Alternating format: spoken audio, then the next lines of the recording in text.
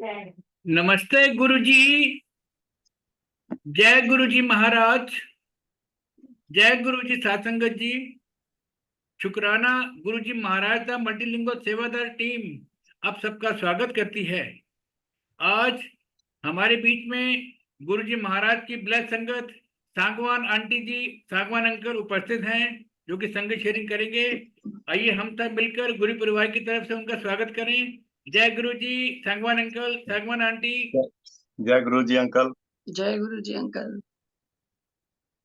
Please संगत sharing करें। जय गुरुजी। जय गुरु जी अंकल। गुरु जी के चरणों में कोटि कोटि प्रणाम। अंकल सुनाई दे रहा है? हाँ जी, बिल्कुल आवाज आ रही है आपकी। गुरु जी के चरणों में कोटि कोटि प्रणाम। आई हुई संगत को प्यार से जय गुरु जी और नमस्कार। प्रेम भरा मेरा नमस्कार। गुरु जी ने हमारा हाथ 2005 में या 6 में, ऐसे पक्का याद नहीं है, जब पकड़ा था तब हम जलवायु टावर चले गए थे। यहाँ से दिल्ली से हम मूव हो गए थे। हमने फ्लैट खरीदा था 2002 में जलवायु टावर में, 56 सेक्टर में। और फिर हम बोले कि हम तो अपने फ्लैट में चलेंगे। अंकल बोले मेरा ऑफिस बहुत दूर पड़ेगा। वहां से सुप्रोटो पार्क अंकल सर्विस पे जाते थे नौकरी के लिए। तो हमने कहा नहीं, हम अपने फ्लैट में जाएंगे। शायद गुरुजी का बुलावा था वो, क्योंकि उससे पहले मेरे अंकल किसी चीज को मानते नहीं थे, भगवान में कम विश्वास करते थे, बस कर्म में ही विश्वास करते थे अंकल। और काम बोलते थे काम अच्छे करो, अपने ईमानदारी से करो, कोई जरूरी नहीं मंदिर मस्जिदों के चक्कर लगाना। तो मेरा थोड़ा विश्वास था, मैं कीर्तन में सत्संग में थोड़ा रखती थी, लेकिन अंकल नहीं थे। मेरी माँ राधा स्वामी से जुड़ी थी, मैं उनकी बुक पढ़ती थी और माँ को सुनाती थी। तो मैं अंकल को एक दिन बोली, मगर मेरा भी नाम लेने को मन कर रहा है गुरु जी का। ये बोले अभी आपकी उम्र नहीं हुई है नाम लेने की। मैंने कहा अच्छा, मैं चुप हो गई। ये बोले मेरे को ही गुरु मान ले। मैं भी हंसने लगी, मगर आपको तो मान ही रखा है। फिर कोई बात नहीं, ऐसे ही चलता रहा जी, कर्म ऐसे ही चलता रहा। शायद फिर जलवायु टावर गए तो पड़ोस में कमलेश आंटी रहती थी, यादव, कमलेश यादव आंटी। उन्होंने मेरे को बताया कि दीदी एक गुरुजी हैं, एम्पायर स्टेट बैठते हैं और वो उनको भगवान बताते हैं। तो बोले चलो उनको ढूंढते हैं। मैंने कहा आपको किसने बताया? बोली हाँ मेरे पास, वो उसने पार्लर खोल रखा था अपने फ्लैट में ही। बोली ये लेडीज मेरे को बताती है।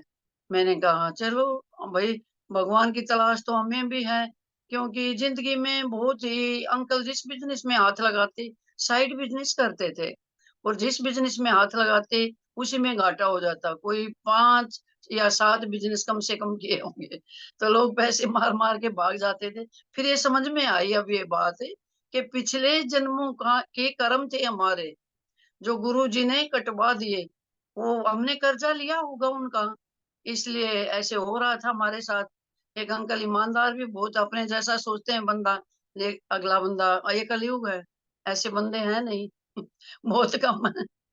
तो ऐसे चलता रहा जी, और हम पहुंच गए। तो फिर एक दिन प्रोग्राम बनाते हैं, मैंने, मेरे अंकल ऑफिस से आए, मैं अंकल को बोली एक गुरुजी बताते हैं, ये कमलेश आंटी, और बोलती है कि चलो वहाँ एम्पायर स्टेट बैठते हैं, चलोगे क्या? मैं डरती डरती पूछ रही अंकल से। तो अंकल, मेरा बेटा भी सुन रहा था, बेटा उस टाइम एमबीए कर रहा था, तो बेटा भी सुन रहा था। बेटा बोला मम्मी चलेंगे। तो फिर अंकल भी बोले हाँ चलो चलते हैं। उस समय हमारे पास 2 मोटरसाइकिल थी, एक बेटे के पास, एक अंकल के पास। और एक वो यादव आंटी, कमलेश आंटी, उनके वो मोटरसाइकिल पे दोनों मियाँ बीबी, और हम चल पड़े 3 मोटरसाइकिल लेके। वहां से गुरुजी की तलाश में घर से निकल पड़े।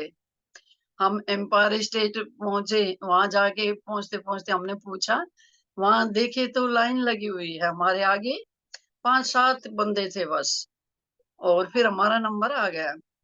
तो वहां जोशी अंकल खड़े थे, कर्नल जोशी अंकल खड़े थे। तो उन्होंने आगे सुरजीत यादव अंकल थे, उनसे पूछा आप किसके थ्रू आए हो? तो मेरे अंकल बोले, ये घर आके कहने लगे अंकल कि मेरे से ऐसे पूछ लेते तो मैं वापस हो जाता।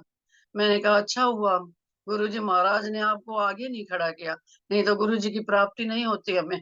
मैं हंसने लगी। तो फिर वो जी ऐसे हम चले गए, देखा अंदर जाके लाइन में जा रहे हैं, तो जैसा मैं मन में सोच के आई थी कि गुरुजी होंगे, चलो गुरुजी भगमा बाणे में होंगे या व्हाइट चोले में होंगे, क्योंकि मैंने राधा स्वामी के सत्संग सुने थे, वो व्हाइट चोले में होते थे।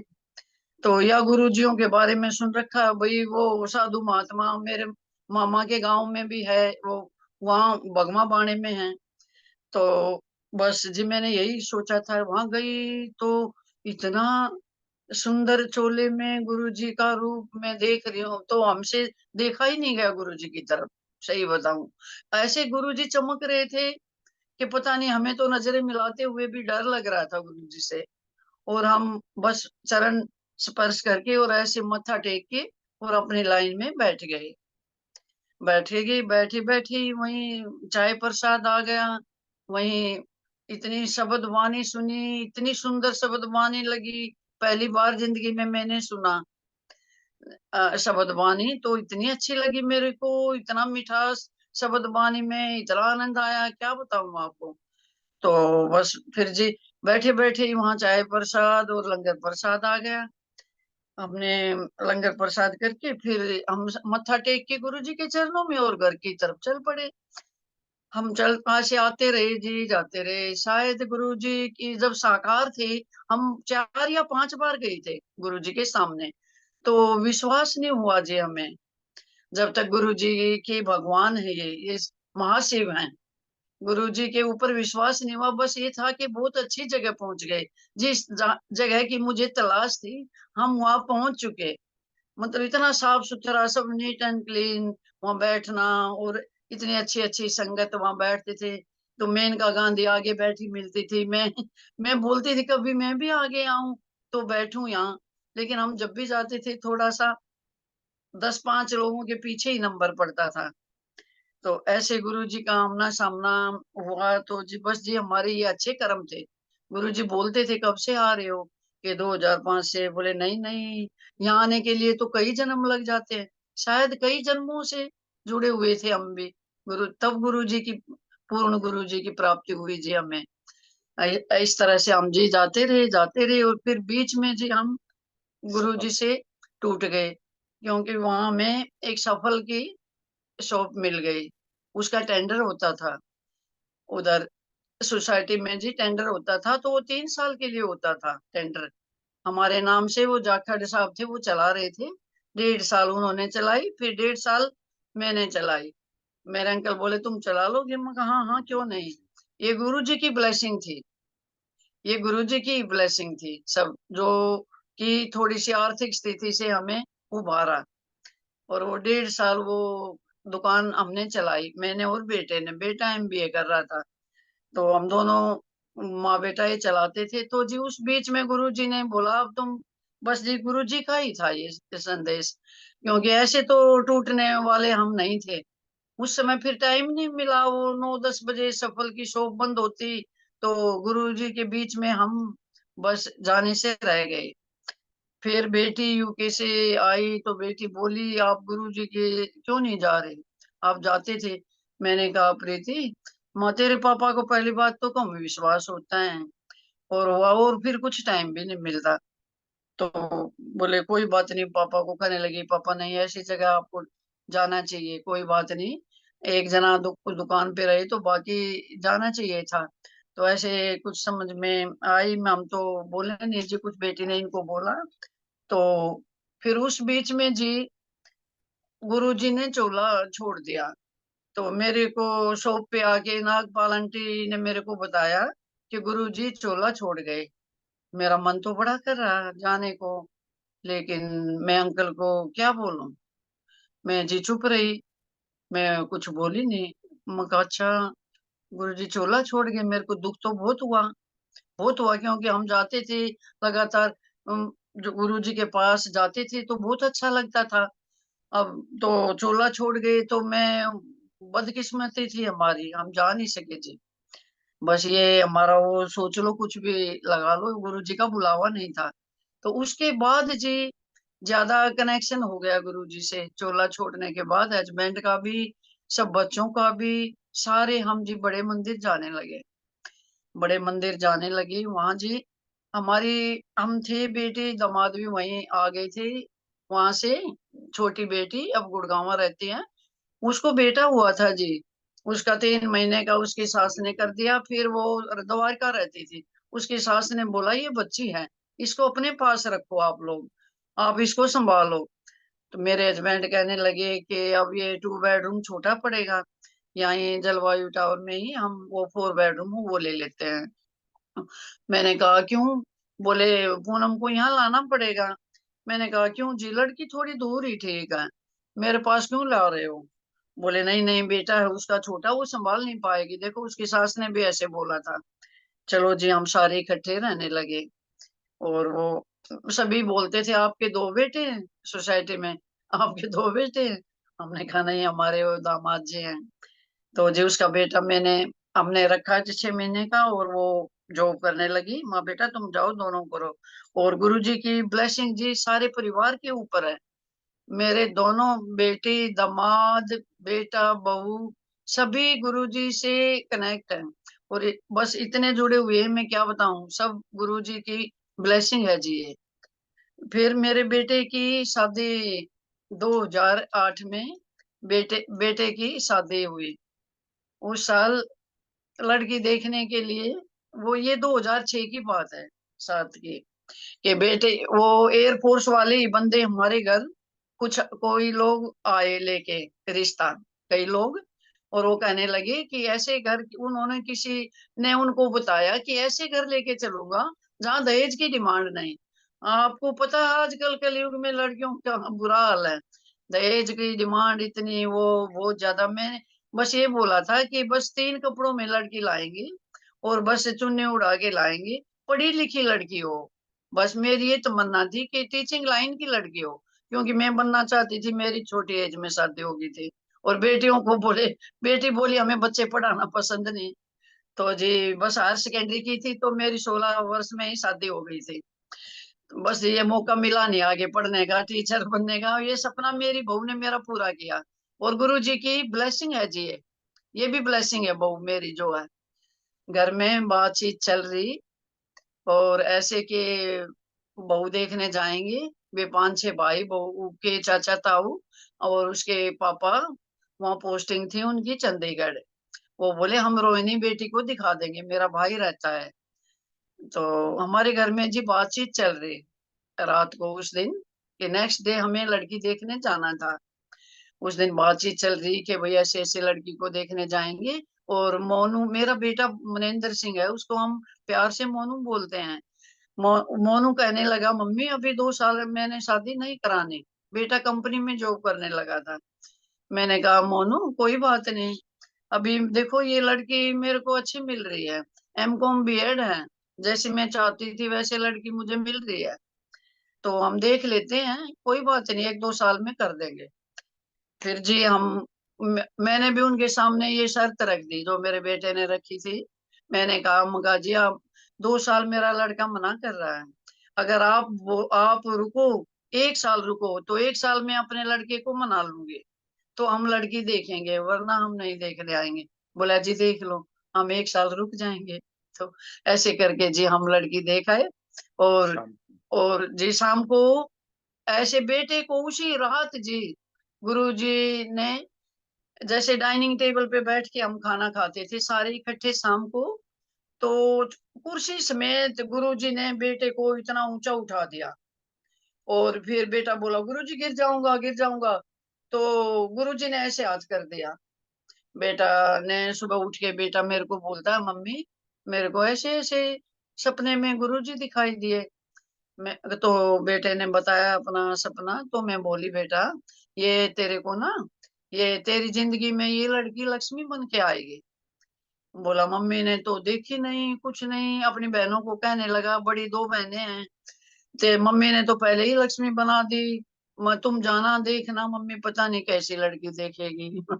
मैं बोली मोनू तो तेरे को विश्वास नहीं मम्मी के ऊपर? तो बस जी हम चले गए लड़की देखने, और मैं एक चांदी का रुपया दे के और थमाया, माँ ये लड़की हमारी हो गई। 1 साल तक माँ वो भी बेचारे लड़की वाले निश्चिंत रहेंगे भाई, हाँ बस चलो हो गया रिश्ता। फिर जी 1 साल बाद हमारे बेटे की शादी हो गई भगवान की दया से। और हम वो बोले जी अंगूठी डाल जाओ, नहीं जी हम नहीं डालेंगे, इनका बहुत बड़ा परिवार है सांगवान जी का, 12 भाई हैं। ये जी चाचा के सारे हम सबको साथ लेके चलते हैं जी, हम बड़े हैं घर में, 5 हम हैं जी, और 7 मेरे चाचा ससुर के।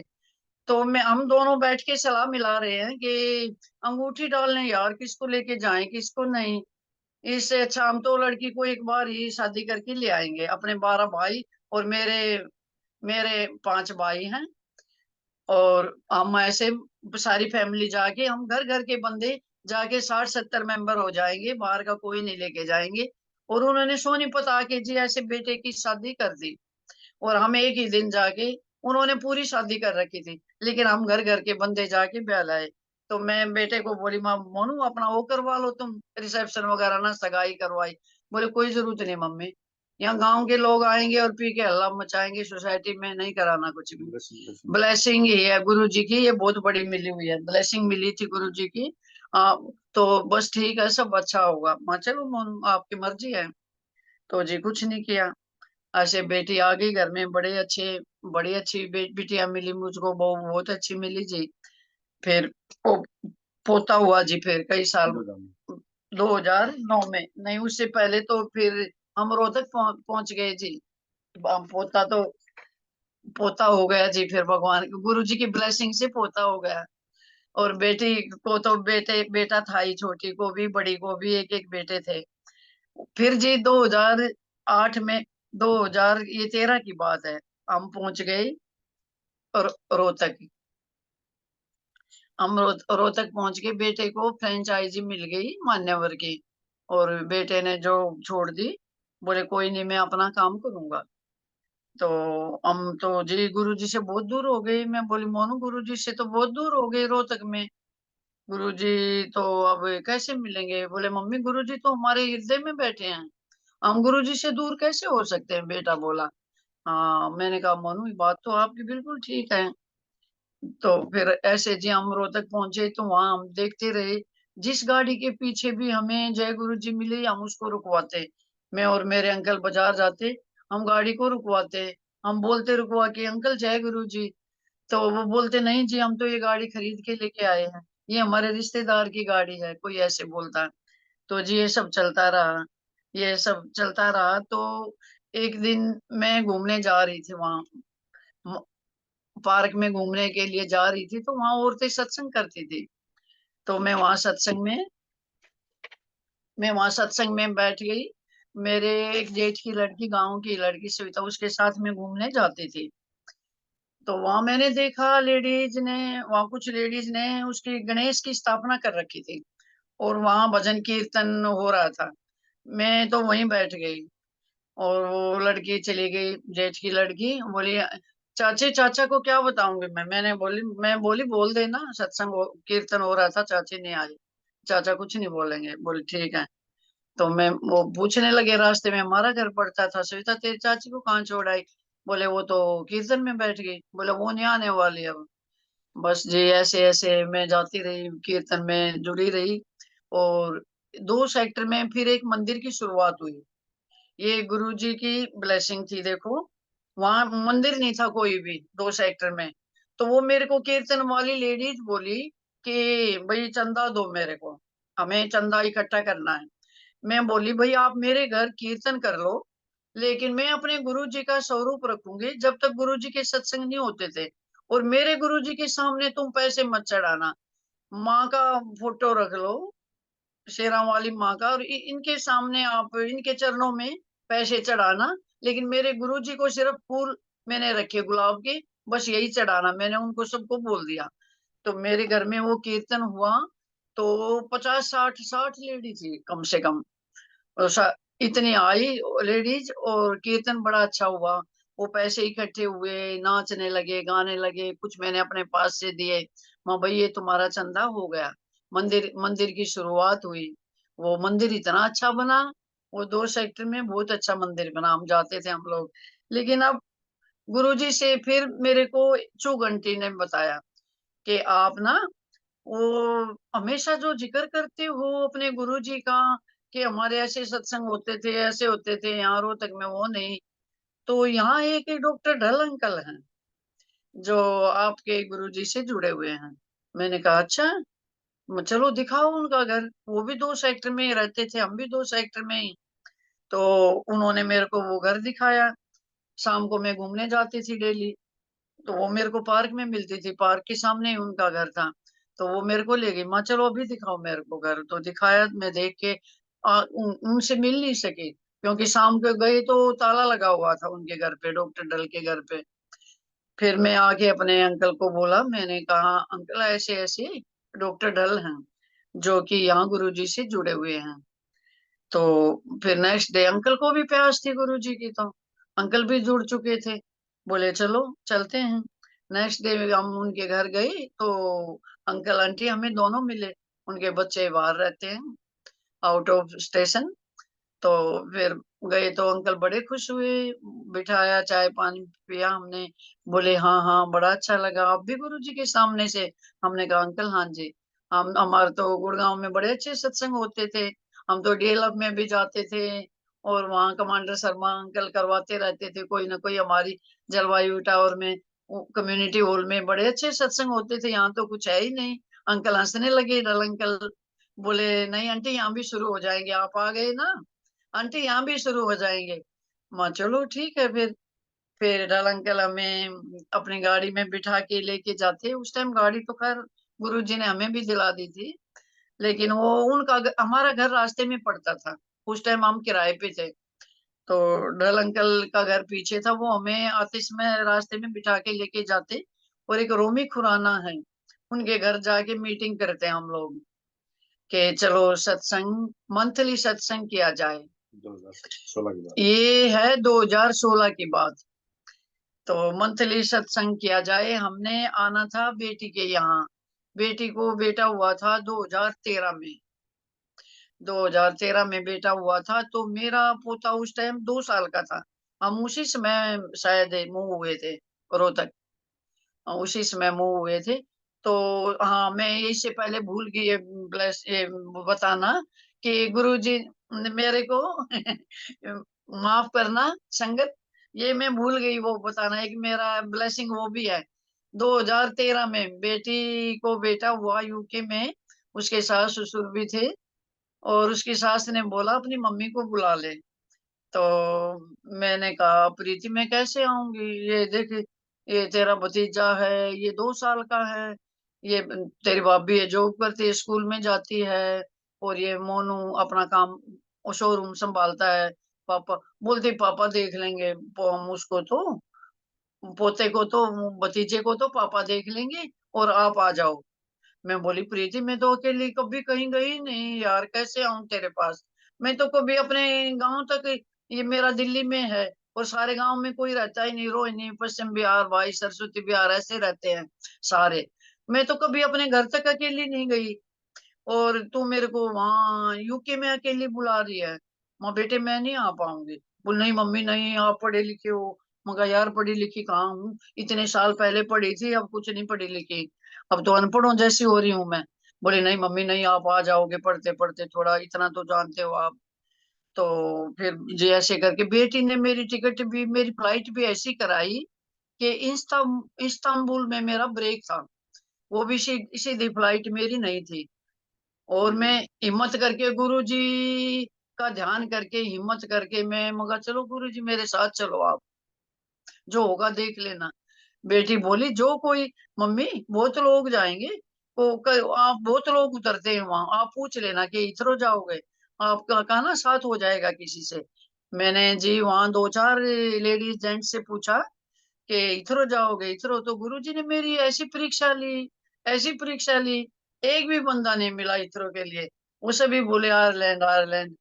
मैंने फिर नहीं, शर्म के मारे किसी से पूछा, मैं कब नहीं पूछूंगी। मैं जाके अपना वो पढ़ती पढ़ती चली गई जी, मैं अपना जाके वहां बैठ गई तो वो डिस्प्ले बोर्ड पे सबकी फ्लाइट का नंबर वो लग गया उस टाइम का, और मेरी फ्लाइट का नंबर आया ही नहीं। और तो मैं घबरा गई जी, मैं कहा ये क्या हुआ, मेरी तो फ्लाइट लगी ही नहीं, सबकी लग गई इस टाइम की। मैंने जी गुरुजी का ध्यान की, आंख बंद करके, मैं गुरुजी आप संभालो मेरे को, ये मुस्लिम कंट्री है। तो मैंने आंख खोली, मेरे सामने इतना सुंदर सा हैंडसम सा नौजवान आके खड़ा हो गया और बोला जी मैं केरला से हूँ और मैं आपकी हेल्प करूँ, इंडियन हूँ मैं।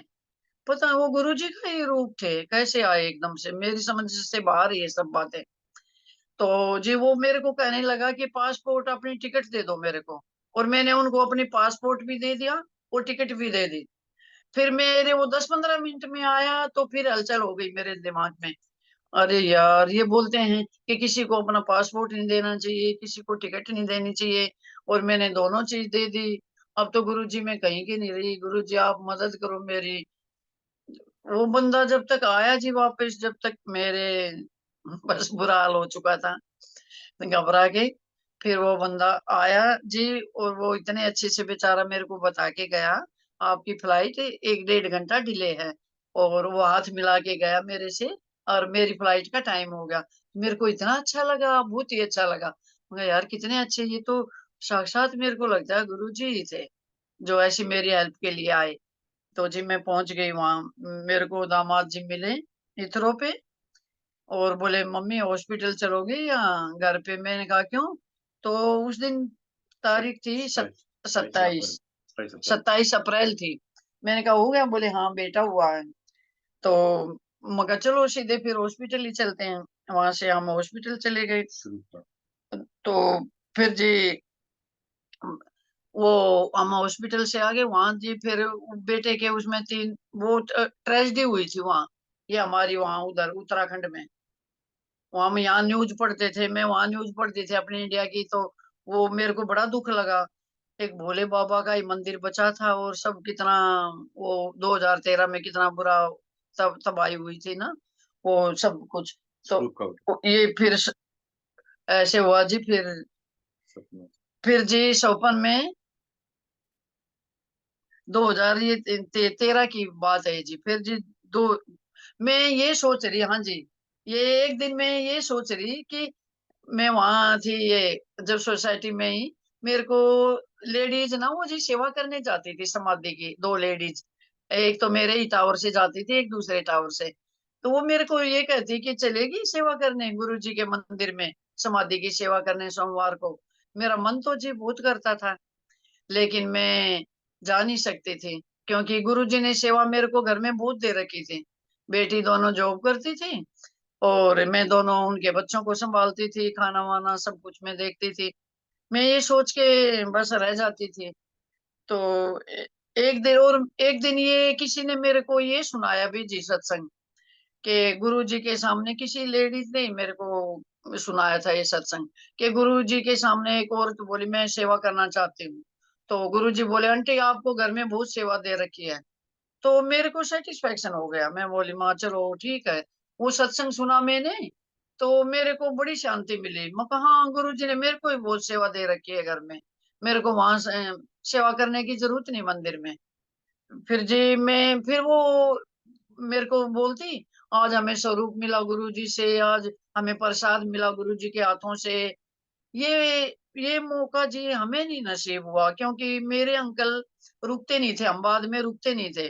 बस जो बाद में रुकते थे ये गुरु जी बाद में उनको देते थे। फिर हम तो बस लंगर प्रसाद लिया और सीधे चलो घर। तो मैं भी डर के मारे नहीं बोलती थी कि रुकेंगे, अंकल से डर लगता था, बोलते बस यहाँ पूर्ण प्राप्ति तो होगी, यहाँ तक तो पहुंच गई गुरु जी के चरणों में, इतना ही बहुत है। फिर जी उस दिन रात को मैं ये सोच के सोई कि गुरु जी ये सब झूठ बोलते हैं, ये लेडीज सारी झूठ बोलती है। आज मेरे को गुरु जी सपने में दिखाई दे, मुझे कभी नहीं दिखाई दिए। तो जी आप मानोगे सच के ये मेरे साथ ऐसे हुआ कि मैं उसी दिन रात को जैसे मैं सोई तो रात को गुरु जी सपन में आए मेरे, और ऐसे स्वरूप बांटते बांटते जैसे ऐसे आ रहे हैं, गोल चक्कर में हम सारे लोग खड़े हैं बहुत सारे। और जब मेरे सामने गुरु जी आई तो वो स्वरूप नीचे गिर गया गुरु जी का। तो गुरु जी मेरी तरफ देख रही, मैं उठा के झुक के नीचे से स्वरूप गुरु जी को ऐसे देने लगी। गुरुजी एक तक मेरे को देख रहे हैं। मैं बोली गुरुजी लो। गुरुजी बोले गले नहीं लगेगी। तो मैं गुरुजी के गले लगी, मुझे नहीं पता जी। मेरी सुबह आंख खुली, मैं गुरुजी ने कितनी देर मेरे को गले से लगाया, ये मेरे को नहीं पता। ये तो मैं तो वो सुन के वो अपना सपना याद करती हूँ ना जी, मेरे रोम रोम खड़े हो जाते हैं। गुरुजी ने मेरे को अपने अंदर मिला लिया। तो बेटा, तब मैं पढ़ती हूँ फेसबुक पे वो मैसेज आते हैं कि गुरुजी किसी किसी रूह को गले लगाते हैं। तो मैं अपने आप को बहुत सौभाग्यशाली समझती हूँ। मैं सुबह उठ के मैंने अपने अंकल को नहीं बताया जी। मेरे अंकल से ज्यादा मेरा बेटा विश्वास करता था। मैंने अपने बेटे को बताया। मैं बोली मोनू, मेरे को ऐसे ऐसे सपना आया। बेटा बोला मम्मी बड़ी अच्छी ब्लेसिंग मिली आपको। तो बस ये ऐसे चलता रहा। हाँ जी, उसके बाद हम फिर पहुंचे थे। ये पहले ही सपना था मेरा। मैं बताने में थोड़ी सी गलती कर गई मुझे माफ करना संगत जी बोलिए। संगत जी। तो जी फिर बस ऐसे चलता रहा जी। वहां फिर हम मीटिंग करते रहे रोहतक में, उनके घर में मीटिंग हुई। दो तीन मीटिंग हुई, फिर वो छोटे छोटे सत्संग भी करने लगे। एक दिन रोमी के घर सत्संग हुआ, फिर मीटिंग हुई। हम तीन चार बंदे मीटिंग करते थे। तो फिर वो कहने लगे वो के मंथली सत्संग रखो। हमने कहा रखो। सबसे पहले मंथली सत्संग हमारे घर में रखो। जनवरी में 2016 में रोहतक में मंथली सत्संग शुरू हुए जी। वो पहले गुरु जी ने कृपा अपने ही घर से शुरू की, क्योंकि हमें नेक्स्ट मंथ यूके जाना था बेटी के पास। और आरक्षण भी शुरू हो गया उस टाइम, जो बेटी के पास हम जाने। और उस दिन, हाँ अंकल एक बात और भूल गई मैं संगत जी, एक बात और भूल गई। मंथली सत्संग में हमने एस्टिमेट लगाया था वहां कितने बंदे हो जाएंगे। तो डल साहब बोले बस 70 70 75 आंटी। मैंने कहा अंकल लिस्ट बना लो कितने बंदे हो जाएंगे। बोले 70 75। तो बस 75 आदमियों की लिस्ट बनी। हमने हमने लंगर प्रसाद में पूरी छोले और हलवा प्रसाद यही बनाया था ना पहले सत्संग में। हाँ जी, हमने ये बनाया। तो चलो जी, और बंदे हो गए जी 150। वो बैठाया था, वो खाना बनाने वाला था कुक। वो हलवाई बुलाया था। वो बोले संगत तो बहुत होगी। हमने कहा कुछ भी करो, बनाना है ज्यादा। बोले कोई बात नहीं, ये तो हो जाएगा, पूरा पड़ जाएगा। आपने बहुत ज्यादा सामान पहले ही तैयार करवा लिया था। इतने बंदों का सांगवान जी ने बोला था 20 25 आदमियों का एक्स्ट्रा करना, 25 30 आदमियों का। बोला कोई बात नहीं, हो जाएगा, आप चिंता मत करो। और जी 150 आदमी उस दिन पहली संगत में थे, पहले सत्संग में। ऐसे हुआ, उन लोगों को बहुत मतलब अच्छा लगा। और वो मंथली सत्संग चलते रहे। अब रोहतक में इतनी संगत हो गई जी गुरु जी की ब्लेसिंग से, बहुत ज्यादा। फिर जी हमें आना था बेटी के यहाँ और आरक्षण शुरू हो गया। ये भी गुरु जी की ब्लेसिंग है जी। देखो हमारी थी 23 तारीख को हमें निकलना था। 24 को हमारी फ्लाइट थी मॉर्निंग की। वो बोली मम्मी मेरे सास ससुर 1.5 महीने के लिए जा रहे हैं, आप 1.5 महीने मम्मी पापा दोनों आ जाओ। मेरे में घर खरीदा है, और घर भी देख लो आप यूके में। हमने कहा प्रीति क्या घर देखना, इतना खर्चा करके आएंगे यार, फोटो में दिखा दे तुम। बोल भाई 1.5 महीने में तंग होंगे, जाएंगे आएंगे। बोल नहीं मम्मी नहीं, आ जाओ आप लोग। हम दोनों जी तैयार हो गए जी। सामान सारा तो मैं हम ज्वेलरी निकाल लाए थे जी वहां से उसकी बेटी की। हम सारी ज्वेलरी ले आए थे, हमने वहां लॉकर में रखी थी दिल्ली में। तो हमने कहा रोहतक में, अब रोहतक रहते हैं, इतनी दूर आना जाना नामुमकिन है, यहीं लॉकर ले लेंगे। फिर जी यहाँ हमने देखा इधर तो बुरा हाल है लोकल छोटे शहरों में, कि सेंध लगा ली, दीवारों में चोर घुस गए। फिर मैं डर के मारे वो सारी ज्वेलरी जी अपने घर में ही रखी। मैंने मका नहीं, यहाँ लॉकर नहीं लेंगे, यहाँ सेफ नहीं है रोहतक में। तो मैंने फिर जी अपने अंकल को बोला ये ज्वेलरी भी रखनी है वहां दिल्ली में, ये जाएंगे, ये ज्वेलरी भी लेके जानी है सारी। यहाँ पीछे से बहू है, ये बच्ची है, ये स्कूल जाएंगे, बेटा शोरूम में जाएगा। क्योंकि जी वहां भी कोठियों में चोरियां तो वहां भी बहुत होती हैं रोहतक में। ये चैन वैन भी टूटती हैं। मैं चैन पहन के कहीं निकलती थी तो वो मेरी लड़की बोलती थी जेठ की, चाची ये तो तुड़वाएगी चैन को। वहां जी बुरा हाल था रोहतक में। मैं हम गए थे जी 40 साल बाद रोहतक में। मैंने कहा मैं क्या बिहार में आ गई, यहाँ तो चैन। बोल चाची अब यहाँ बुरा हाल है, पहले नहीं था ऐसा। तो मैं चैन उतार के रख देती थी। फिर जी हम उधर गए तो वो रात को वो आरक्षण का एक दिन पहले जी आरक्षण खत्म हो गया रात को। हम सोच रहे कि कैसे जाएंगे। मेरे अंकल बोले अप्रोच रोड से जाएंगे, चिंता ना कर। मैं पूछ आया वहां जे आदमियों में बैठे थे, तो वहां जिक्र किया होगा अंकल ने। तो कहने लगे कि चलो वहां अप्रोच रोड से जाएंगे। तो मेरे को जी डर भी लग रहा कि मैं सारी ज्वेलरी लेके जा रही हूँ, दोनों बेटियों की, बहू की, मेरी, और अप्रोच रोड से जाऊंगी तो वो फिर अप्रोच रोड पे तो चोरियां भी होती हैं जी, गाड़ियों को भी रुकवा लेते हैं। ये भी मैं बहुत बुरी तरह से डर रही। तो जी आप देखो, ये भी गुरु जी की ब्लेसिंग थी। जो ही 23 रात को ही ये सोच रही थी मैं, और रात को ही अनाउंसमेंट हो गई, समाचार आ गए कि आरक्षण खुल गया। और 23 तारीख को हमें सुबह निकलना था, और हमारी गाड़ी सबसे आगे, ना कोई टोल टैक्स ना कुछ, सीधे हम दिल्ली पहुंच गए। ये सब गुरु जी की ब्लेसिंग ही थी। ये गुरु जी इतने बिल्कुल साथ साथ चल रहे हैं हमारे। ये हमने बहुत महसूस किया जी अब तक कि गुरु जी ओके हमारे सर। साथ साथ हैं। तो जी हम पहुंच गए वहां। Okay sir. फिर जी हम हर साल में जी वो अपना चेकअप कराते हैं। चेकअप कराते हैं जी, बेटी के वहां भी जाते हैं हम हर साल। बेटी बोलती गर्मियों में यहाँ आ जाया करो, और 3-4 महीने मेरा भी मन लगा रहे, 4-5 महीने, और मम्मी आपकी गर्मी निकल जाए। हमने कहा प्रीति कोई नहीं, गर्मी में तो हम पैदा ही हुए, पर अब एसी में ही रहते हैं, कहाँ गर्मी लगती है। लेकिन चलो जी हम चले जाते हैं, अच्छा लगता है बेटी को भी हमें भी। आज अब भी हम यहाँ से बोल रहे हैं जी, यूके से, बेटी के ही घर बैठे हुए। यहाँ 3:30 बजे हैं जी, आपके वहाँ 8 बजे, तो यहाँ 3:30 दिन के 3:30 बजे हैं। यहीं से बोल रहे हैं जी हम। तो फिर जी हम चेकअप कराने जाते हैं पारस में, वहीं सीएचएस के थ्रू गुड़गांव में। तो उधर उन्होंने वो चेकअप के लिए लिखा सारे। बेटी बोलती सब चेकअप करा के आ रहा है, क्योंकि यहाँ तो जी दवाई मिलती नहीं। ये मेंटल हेल्थ में नर्स है बेटी, लेकिन यहाँ नर्सों को भी दवाई नहीं मिलती। वो इंडिया वाला हाल नहीं है जी यहाँ। तो फिर मैं कहा चलो ठीक है प्रीति, वो करके आऊंगी, चेकअप करा के आएंगे। चेकअप कराने गए जी, वहां डॉक्टर ने सारे ईसीजी वगैरह सब, खून वून ब्लड ब्लड टेस्ट के लिखे, सब रिपोर्ट ओके आई। तो पहली बार पता नहीं क्या गुरु जी का इशारा था, पेट का अल्ट्रासाउंड लिख दिया, कभी नहीं लिखा था। तो पेट का अल्ट्रासाउंड लिखा, तो फिर मेरे अंकल वो रिपोर्ट दिखा के चलने लगे। अंकल को थोड़ी जल्दी लगी रहती है, बोले चलो चलो हो गया हो गया। तो वो जो डॉक्टर थे जी, उन्होंने ही वो प्रोस्टेट का अंकल का भी ऑपरेशन किया था। हम उन्हीं के पास जाते थे, रिपोर्ट भी उन्हीं को दिखाई। तो मैंने कहा अम्मा का ये रिपोर्ट तो दिखाओ अल्ट्रासाउंड की। तो अल्ट्रासाउंड की रिपोर्ट दिखाने लगे, तो डॉक्टर हंसी मजाक करने लगा। वो जी घर जैसे हो गए थे। वो कहने लगे कि आपको तो गॉल ब्लैडर डोनेट करना पड़ेगा। मैंने कहा, मैं भी हंसने लगी। मैंने कहा जी ले लो, सारे अंग ले लो, अगर किसी के काम आए तो। तो जी ऐसे करके फिर मेरे को थोड़ा डर भी लगा जी। मगा जी क्या हो गया गॉल ब्लैडर में? बोले पथरी है जी, 8 mm की, और ये निकलेगी नहीं ऐसे, बिना ऑपरेशन के निकलेगी नहीं। तो फिर मेरे हस्बैंड बोले चलो कोई नहीं, फिर बाद में करा लेंगे, चलो चलो।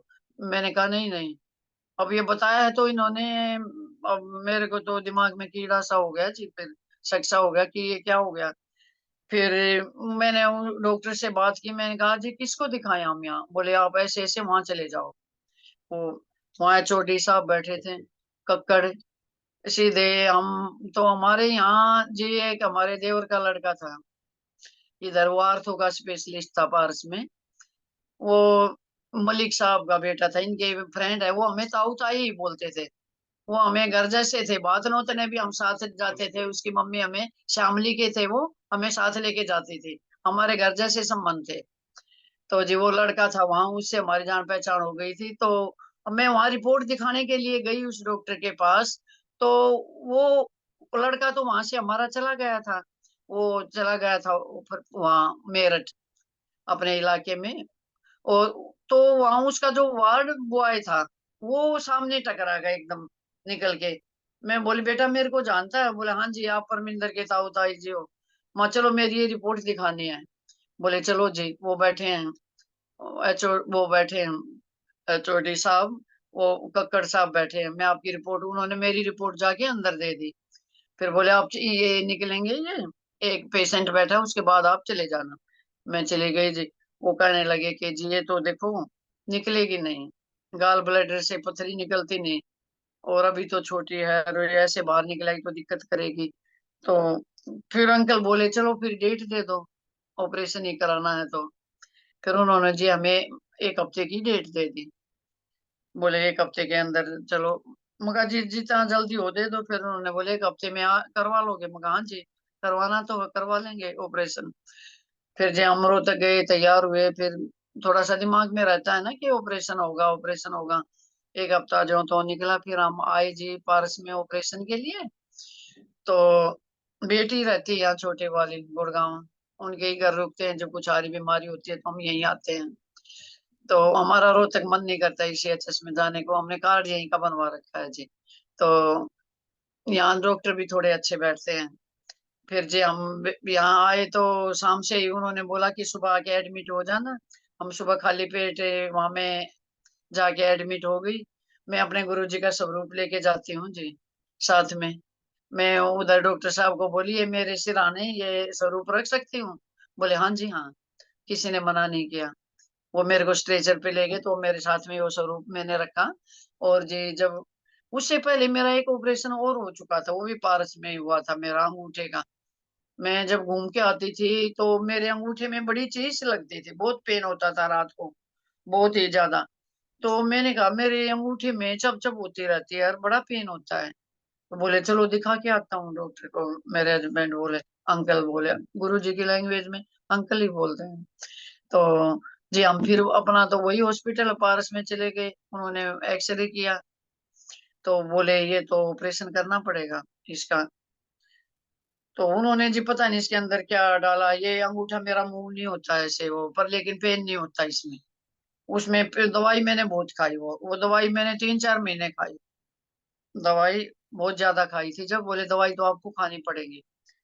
तो पता नहीं विटामिन विटामिन और विटामिन की भी और क्या क्या दवाइयां लिखी थी उन्होंने, वो सब मैं 3 महीने तक खाती रही। फिर मेरा ये गाल ब्लैडर का ऑपरेशन हुआ, तब मैंने गुरुजी से प्रे किए कि गुरुजी मैं दवाई नहीं खाना चाहती। मैं दवाई खा खा के परेशान हो गई, मैं दवाई नहीं खाना चाहती। तो फिर देखो जी मैं ऑपरेशन होके, मेरा गाल ब्लैडर का ऑपरेशन हुआ था, वो मैं ऑपरेशन होके मेरे को रिकवरी रूम में लेके आए। तो मेरे ऐसे ऐसे गाल पे ऐसे थपथपाने लगे। एनेस्थीसिया दिया था उसको वो करने के लिए, कि होश में लाने के लिए। वो ऐसे ऐसे कर रहे हैं, मुझे नहीं पता। मेरे को पता नहीं जी क्या हुआ, एकदम से मेरे को ऐसे लगा मैं कहाँ आ गई, और मैं फुट फुट के रोने लगी जोर जोर से। तो ये मेरी आंखें सूज गई जी, आंखें तो वैसे ही छोटी हैं, फिर रोई तो और सूज गई। तो मेरे अंकल डर गए, वहीं खड़े थे रिकवरी रूम में, मेरे साथ ही खड़े थे। तो बोले, फिर वो डॉक्टर को बुला के लाए। अंकल बोले कि इनको क्या हो गया, इनको देखो मुंह पे सोई आ गई। तो डॉक्टर बोले ये जो लग रहा है ड्रिप व्रिप लग रही है इसको निकाल दो। उन्होंने सारी मेरी वो ड्रिप निकाल दी। फिर जी 12 बजे तक वहीं रखा उन्होंने मेरे को रिकवरी रूम में। और मैं बोली मेरे को, फिर वो कमरे में ले आए जी, कमरे में शिफ्ट कर दिया मेरे को संगत जी। वहां जाके फिर मैं बोली मेरे को तो भूख लगी बड़े जोर की। बोले आपको तो खाने को कुछ नहीं देंगे, हम आज लिक्विड देंगे 3 बजे आपको। और मेरे को लग रही बड़े जोर से भूख। तो 3 बजे जी वो 2 शीशी लेके आए, उसमें एक में एप्पल का जूस और एक में नारियल जूस। इतनी इतनी सी शीशी थी वे। वो बोले सिप सिप करके पीना। मैंने जी एक शीशी एक बार में ही पी ली। मैं दूसरी भी खोलने लगी।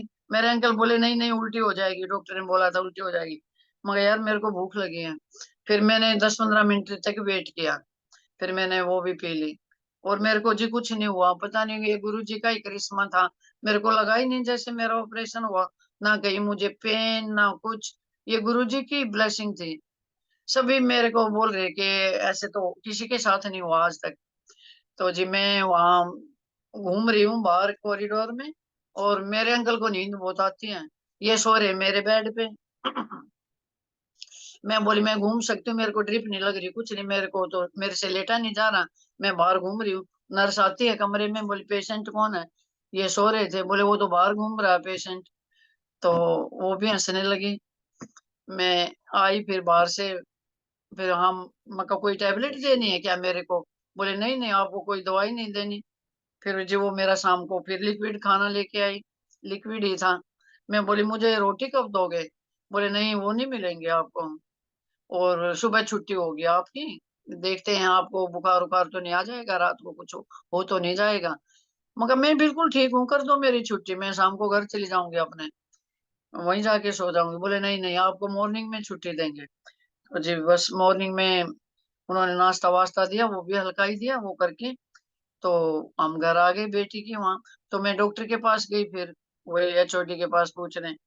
मैं बोली माँ क्या खाना है जी, आप ये बताओ मेरे को, कोई दवाई गोली वोली, कोई टेबलेट, कोई कैप्सूल, कोई इंजेक्शन? बोले आपको कुछ किसी चीज की जरूरत नहीं। मेरे को बोले माँ अच्छा, बोले हाँ जी, चलो ठीक है जी। फिर मगा जी खाने की मैं क्या खाऊं? बोला जी आप हल्का खाना, दलिया वलिया खिचड़ी हल्का लेना 1 हफ्ते तक, और एक महीने के बाद आप डीप फ्राई चीजें खा सकते हो, समोसा पूरी, 1 महीना तक परहेज करना है। मैंने कहा अच्छा जी। तो जी हम 1 हफ्ते बाद इनको दिखाने आना था मेरे को, बोले 1 हफ्ते बाद आना, 4 कट लगते हैं जी वो पेट में। वो चेपीसी लगा दी थी वो टाके वाके, तो मेरे ख्याल में वो डिजोल्व वाले थे, वो कटने वटने वाले नहीं थे। तो वो मैं आई तो बस उधर फिर मैं वो गाउन सा पहन के, मेरे से तो रुका नहीं जाता, मैं तो डेली घूमने वाली, प्राणायाम करने वाली। वहां भी बेटी के उधर सोसाइटी में भी मैं, बेटी और इसमें रहती है जी, वहां मैं डेली सुबह उठ के घूमने चली जाती, ऑपरेशन के बाद भी 1 हफ्ते तक। और बस जी मैं अपना उस दिन हाँ बेटी ऑफिस आ रही थी फिर अपने, तो पापा को फोन करती है, पापा मम्मी क्या खाएंगे? मैं घिया की सब्जी बना के आई हूँ, थोड़ी सी तरी वाली, और आटा गूंद आई। तो मेरे हस्बैंड की ऐसी आदत है जी, इनकी, ये ठंडा नहीं खाते कुछ भी, गरम गरम रोटी चाहिए, और इनको बनानी भी आती है। ये बोले, वो बेटी आटा गूंद के रख गई, दही रख गई, जमाती दही, और बोले पापा सब्जी रखी है, दही रखी है, और आटा गूंद रखा है। बोले ठीक है बेटे, मैं अपनी रोटी 2 सेक लूंगा। तो और मम्मी के लिए पापा क्या बना के जाऊं? बोलते हैं दलिया उलिया रखा है तेरे घर में? बोले हाँ कोई बात नहीं। फिर मैंने कहा क्या कह रही है पूनम, क्या सब्जी बनी है? बोले घिया की। मेरा जी रोटी खाने को मन कर रहा। तो हम घर गए, मैंने कहा मका क्यों मका परेशान किए, अब दलिया बनाने के लिए मेरे को ही बनाना पड़ेगा, और मैं लिया रोटी को मन कर रहा है। मैंने सांगवान जी को बोला मका ऐसा करो, 2 रोटी अपनी 2 मेरी बना दो, और मैं सब्जी में ऐसे डाल के खा लूंगी ऐसे चूर के। तो जी मैंने वो रोटी खाई, और रात को बस खाली दूध पिया। मेरे पेट में रात को पूरी रात दर्द रहा। वो मैंने इनको डर के मारे किसी को नहीं बताया। वो रोटी नहीं खानी थी जी, ये मेरे को पता नहीं था। मैंने सोचा रोटी डिप कर ली इसमें, सब्जी में, और ये तो दलिया जैसी हो गई, लेकिन नहीं जी, दलिया की तासीर अलग होती है, रोटी की अलग होती है, ये मेरे को पता नहीं था। तो नेक्स्ट डे मुझे बड़ा उस दिन रात को पेन हुआ, मैंने पूनम को बताया, तो बेटी ने मुझे डांटा। मम्मी सारी चीज रखी थी, मैं दलिया बना भी जाती, मैंने भून के भी रखा है मम्मी, के पापा बना लेंगे, या पापा बना लेते, आप बोलते तो, मगर नहीं, मैंने मका कोई बात नहीं, अब मका अब रोज दलिया ही खाऊंगी, दलिया या खिचड़ी खाने लगी जी। फिर 1 हफ्ता मैं डॉक्टर के पास गई जी दिखाने। डॉक्टर बोले, मैं बोली मका आप जा सकती हूँ मैं अपने घर? बोले हाँ आप बिल्कुल ठीक हो। मैं बोली जी मैं घूम सकती हूँ? ये सब गुरु जी की ब्लेसिंग थी जी। फिर मैं बोली माँ डॉक्टर साहब मैं घूम सकती हूँ? बोले हाँ आप बीमार नहीं हो माँ, मैं प्राणायाम भी करती हूँ। बोला आप कुछ भी कर सकते हो, 1 हफ्ता, 1 हफ्ता हो गया था मेरे को, आप घूम सकते हो, प्राणायाम कर सकते हो, कुछ भी करो। फिर जी हम आ गए अपने, वापस रोहतक आ गई। रोहतक आ गए तो वहां तो मैं किसी को तंग नहीं करती थी, मेरी बहू भी जॉब करती है प्राइवेट स्कूल में। तो उसको मैं 1 हफ्ते के कपड़े इकट्ठे हो रहे थे। मैं बोली चलो बेटा मैं मशीन लगाती हूँ आज, कपड़े धोती हूँ।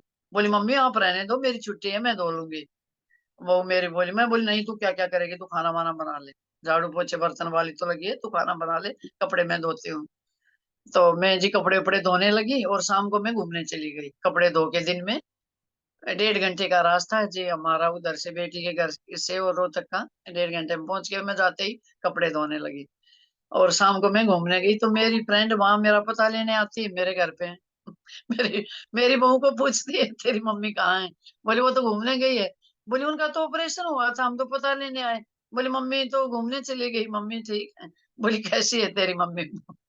फिर जी वो सारी मेरे को पार्क में ही मिलती हैं। फिर बोले पार्क में गई मम्मी, बोले हाँ। बोली तू अच्छी है। मैं कहा हाँ यार, ये सब गुरु जी की ब्लेसिंग है, मेरे गुरु जी की ब्लेसिंग है, जो मेरे को इस बार कोई खास तकलीफ नहीं हुई, ना कोई दवाई खाई।